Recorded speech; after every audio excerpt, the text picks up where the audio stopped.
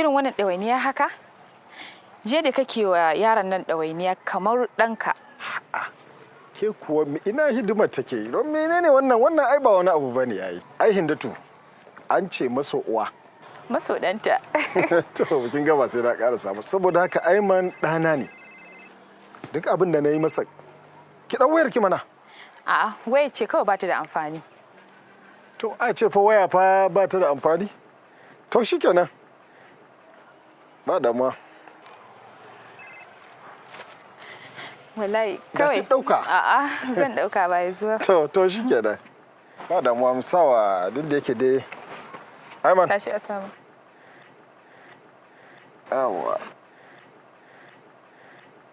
Alright, good boy. To, bye-bye. Mun gode, sauka lafiya. Ni ne da godiya. Madalla.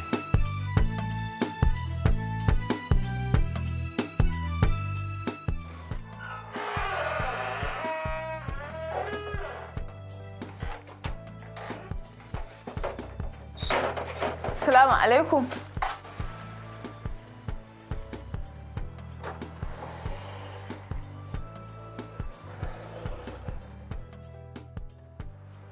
Salamu alaikum. Alaikum salamu. A'a. Hindatu. Na'am mama. Yanzu sai an dawo sai yanzu aka dawo. Wallahi mama. Hindatu ina ta kiran waya ki ba ki dauka. Me yake faruwa ne? Yaron nan Ismail fa ya zo gidan nan ya kuma fita ya dawo ya kuma fita ya dawo.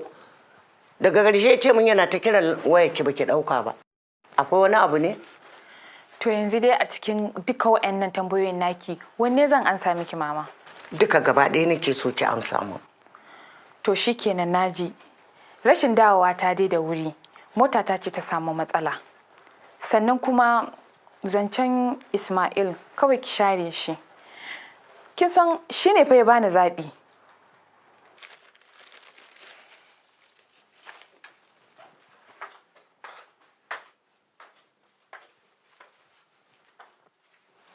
Hindatu. Allah buwa ya gagara misali. Zo mu je in cire maka kayanka ko? Mu je.